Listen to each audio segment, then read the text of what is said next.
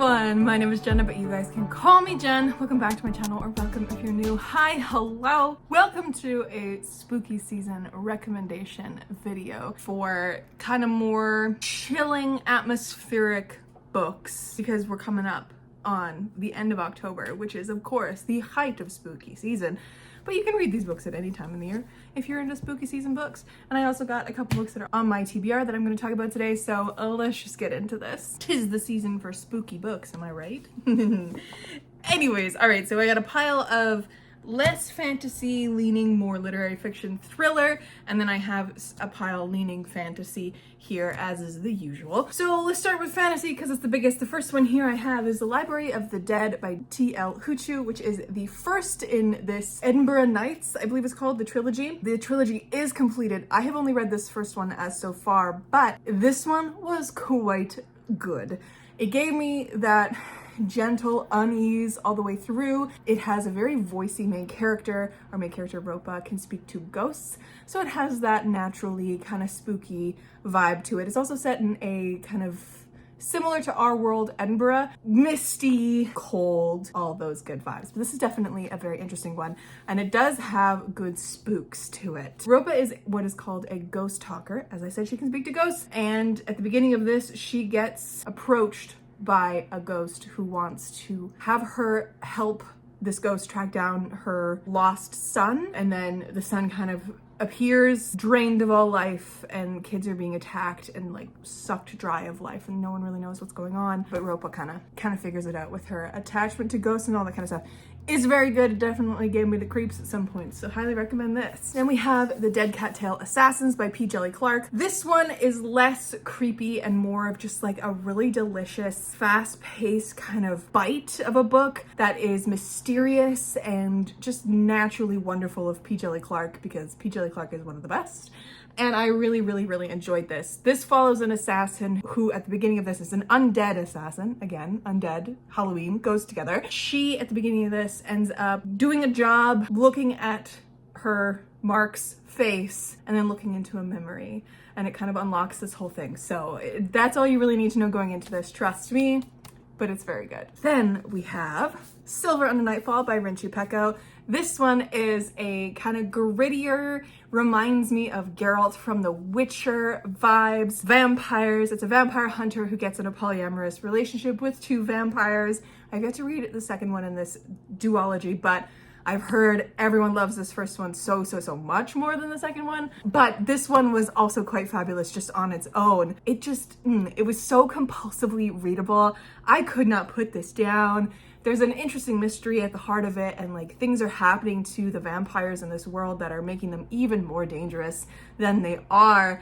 Things are happening. It's great. I really enjoyed this. I highly recommend. Then I'm gonna hold up the Shadow Cabinet, but what I really want to recommend is Her Majesty's Royal Coven by Juno Dawson, which is the first one in this trilogy. I don't own that one, but this one is the second one in this witchy kind of urban fantasy book where this coven of witches is kind of scattered, and then there's this like dangerous premonition prophecy type situation that revolves around this one kid who is locked up at the beginning of this.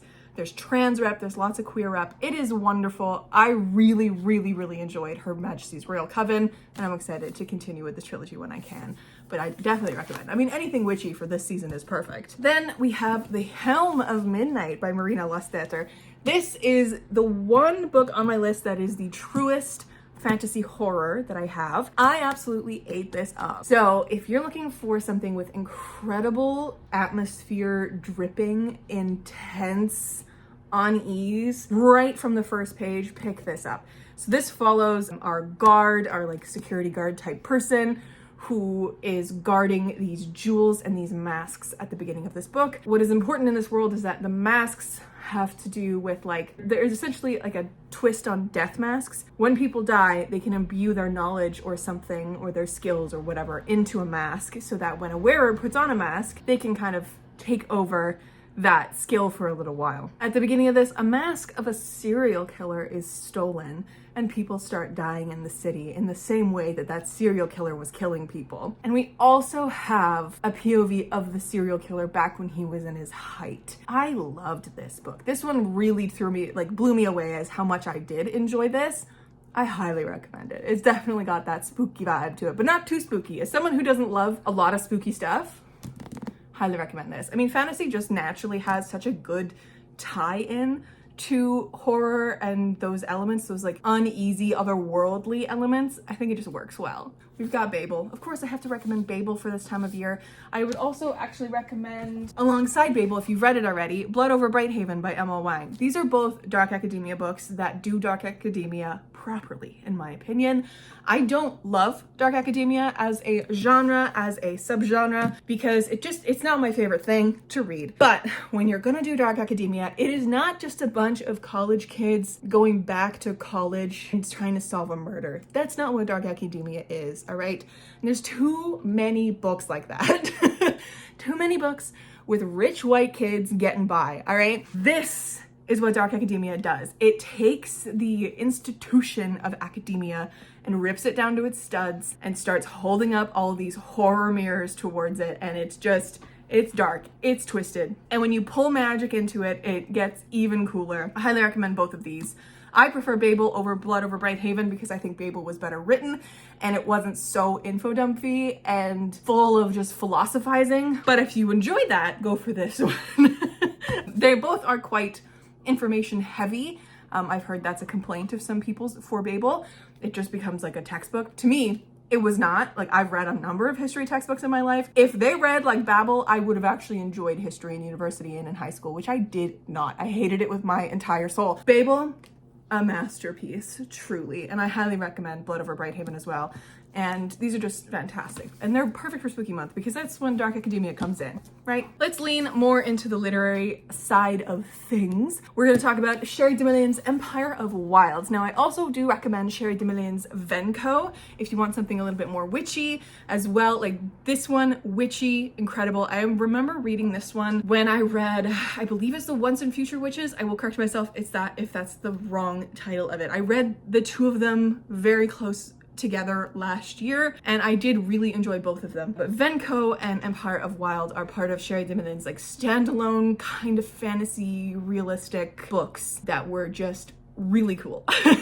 But Empire of Wild follows the legend or the tellings of the Rougarou, which is a sort of, the only thing I can equate it to is like a werewolf, but not quite. It's spooky. It's spooky, but it follows this main character, Joan. She's trying to find her missing husband, her husband who just walked away. And she is convinced that this local preacher of this weird, like, I don't know, charismatic preacher person, it's like a revival type of situation, not quite Christianity, but in the vein. And she's convinced that he is her husband, even though he does not remember her at all. It's spooky. It's got some interesting ties to it, and I think Sherry DeMillion knows how to write a damn good story. Bad Creep by Jessica Johns. This is quite possibly my favorite Indigenous thriller ever. And I think it only really goes up against, I didn't bring it out, Moon Over the Crusted Snow by Wabgisha Grice. These two books have such interesting plays with tension. Moon Over the Crusted Snow is better on the tension levels. This one is uneasy. It is set in the winter. There is no power. It's set in Canada. It's a little bit too realistic in that lens, so it really hits that unease really, really well.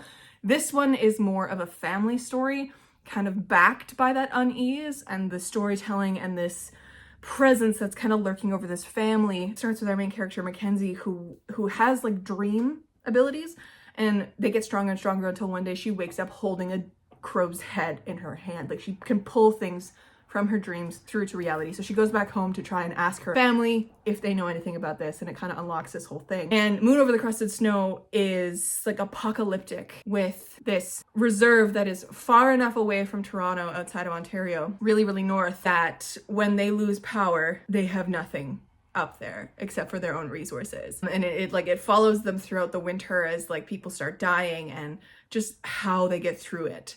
And it's spooky. It's spooky. But they're both quite fantastic. Then we have, of course, oh, this one I can also talk about. This one is The Book Eaters by Sydney Dean. I guess this one, I mean, the last couple ones that I talked about also have a little bit of paranormal sprinkled in the way of like bringing in the legends and the stories of Indigenous folks. And it like lends that like, oh, there's this otherworldly monster lurking outside. This one is also like leaning into fantasy, but again, urban fantasy kind of vibe. The Book Eaters is very interesting. I think I ate this up in like one day, which is very apt. Very apt. Just consumed it so fast. It gave me that lingering feeling of a Taken movie by like with Liam Neeson. Like it gave me that level of like, this is a thriller and these people are trying to stay hidden kind of a thing. It gave me that feeling, even though it's not really that, but it's a very interesting one where this mother has taken her son away from her family because her son would have been killed otherwise, because he is something that consumes the brains of other people from the book eater community. They're other than human, but they fit in with humans very easily. Book eaters can only really eat books, and that's how they consume knowledge and stories, and that's what they consume. Her son consumes brains and can consume their like the identities of people that he consumes. So she is trying to keep him safe and also like keep him from turning into a pure monster. And there's also a little bit of a sapphic something going on in here. It is great. I really enjoyed this book when I read it, and I think it's something that it's one of those books that people just don't talk about all that much. It's got a little bit of like a haunted fairy tale vibe to it, mixed with Liam Neeson's Taken. Like, I don't know if that's a good way to explain it at all, but that's what I've got for you. We have Yellowface by R.F. Kuang. This one is a little different. It's not really something that is thrilling or spooky in any way, but I think it's a fantastic literary thrillery vibe to read during this time of year, because it's always a little spooky when white people can get away with stuff, just like June does in here. And it just, if you haven't read this yet, what are you doing? Like, this is like watching a car crash. You cannot look away. You like are not rooting for June in any way, shape, or form because she's an awful human being. But there's places where you're like, oh God, like she's so real. Like I can see bits of myself or bits of my or people that I know in her, and that is uncomfy.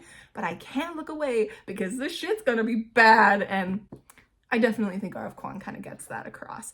And it kind of goes with her Babel as well in that sense. But this one's definitely a lot shorter, a lot more action-packed. You can probably read this in like one sitting. Highly recommend. And then turning that all around with this last one here that I recommend. If you want spooky season, but you don't want to be scared, Finlay Donovan is killing it. I have yet to read book 3 or book 4. I don't know what we're at right now, but book 1 and 2 were so fun. This is exactly the kind of shit that I love, okay? Like, it's silly. It's like reading a rom-com, but instead of romance, but there's a little bit of romance in here, sort of, but not really. That's not the point. It's this writer who is overheard in a Panera Bread talking about her latest book to her agent. And the way that she's describing her plot of her latest book, it makes it sound like she is a hired killer because the person next to them reaches out to her afterwards and is like, hey, I will give you $50,000 to kill my husband. And that kicks this off. And from what I can tell, book 1 and 2 are very connected with the same kind of people and the same kind of deal that's going on. It's very, Finlay just keeps getting herself into shit and it's funny. I really like the nanny in here as well. It was just fantastic. I loved this so much. It's murder being a hit mom. I've never noticed that before. Anyway, so those are some books that I do recommend. There's always the standard recommendations of Riley Sager. You can't go wrong with a good Riley Sager. Most of his books are not great, but they will give that itch. They will scratch that itch for a fast-paced thriller that just is satisfying to read. My favorites seem to be everyone else's least favorites. A few that I've given 2 stars to, I think, are the ones that most people like the most, and I can't remember the names of them. I will put one of them up here so you can see the cover of it, but the ones that I really enjoyed were Lock Every Door. I think that was the first one that I read. Definitely gave that like unease vibe. And then we also have The Only One Left. I really liked that one because it was Lizzie Borden vibes. I'm all here for that. And it was absolutely batshit crazy. If you want something that'll give you whiplash, that one will do it. And I know people always like love Frida McFadden's work. I've only ever read The Housemaid by her, and that one is kind of like on the line of Finlay Donovan, but a little bit less humorous, where it is easy as hell to read. I didn't want to put it down. It was a great reading experience. It's not a good book, and it makes so much sense as to why so many people like it, because it's very, very easy to read and it's very marketable. That one's also very good too. But leave more recommendations in the comments if you have any more to stack on top of like this vibe that I'm giving. But let's talk about my TBR. So these are 5 books off my physical TBR that all kind of land in this vein as well. I have All of This and More by Peng Shepherd. This is the author of The Cartographers, which I did not read, but I picked this up at the thrift store when I saw it because, one, I was not going to pay $30 full price for this book, even though I was extremely curious about it, because it is a choose your own adventure book. I have never read one of those. I want to, and so I have this now. I don't know. It seems cool. There's this. We also have The Writing Retreat by Julia Bartz. This is a thriller that I assume takes place on a writing retreat with a bunch of authors. I have not read the back or anything. That's one thing. I don't really go into thrillery type of books reading the back of them because I don't want to be spoiled for anything, and a lot of these books, the descriptions and the synopses spoil the fuck out of it, you know? So this is recommended also by, I believe, Books and Lala. This was one of her higher rated thrillers that she's read, so I'm definitely gonna get into this, and it definitely gives that like snowy atmospheric vibe, which we love. We also have Camp Damascus by Chuck Tingle, which brings me, read Bury Your Gaze. Do it. If you can handle a little bit of body gore, read this one. It's fantastic. It's such a good like thought process on queer people in media and horror and that kind of a thing. It's fantastic. Camp Damascus by Chuck Tingle. I don't know much about this. All I know is that it's set at a camp with a bunch of kids and the kids are dying or something. I don't know. It's a gay conversion camp. There we go. Something is wrong in Neverton, Montana, and that something isn't me. So welcome to a God-fearing community with a heart of gold. And it's like it's blurbed by N.K. Jemisin, one of my favorite authors ever. A genuinely terrifying nightmare. So I'm definitely gonna get into this. I know from what I've read by Chuck Tingle, which is just Bury Your Gaze, he has a knack for giving things that are uneasy and also giving you like a conversation that is really needed at the middle of it, at this heart of it all, you know? So I'm excited. I'm excited for this. I'm planning on doing a little read-a-thon with all of these like spookier books right near Halloween. So I'm very excited. It's gonna be great. We also have The Haunting of Velkwood by Gwendolyn Kist. This is another one that there's a bunch of these that I picked up when I was at the horror bookstore in my town, in my city. And then after I picked this one up, literally a couple days later, I saw Books and Lala talking about this one as well and how much she loved it. And it's not that it's like a thriller or a horror or anything like super fast paced. It's more of a lurking unease, which I kind of like. I kind of like the idea of that, but I don't know anything else about this. And then finally we have The Hacienda, which is a gothic book by Isabel Cañas. I loved Isabel Cañas's The Vampires of El Norte. That's another recommendation I'll give you guys. The Vampires of El Norte is fucking nominal. I loved that book so fucking much. It's like a romance, gothic, historical, with a sprinkling of fantasy. But this one, The Hacienda, is another gothic-y book by her I know nothing about. Because again, I don't like going into these kind of books knowing much, because I do want to be truly surprised when I go into them. And I want to just be like pulled along by the author and enjoy myself, if you will. Anyways, my friends, that is everything for me. A nice quick video for me today. Let me know down below some of your favorite spooky season reads. They don't have to be spooky. They can be a little bit more fun like this. They can be a little more literary. They can be a little bit more fantastical. They can just be atmospheric if you want. I could do atmospheric reads in an entirely different video as well, which I think I might just put on my list because atmospheric reads are always fun to read in November and December as well. So let me know down below if you want to hear that list from me as well. But yes, my friends, thank you so much for watching. I will catch you in another video very, very, very soon. Stay kind and keep on reading.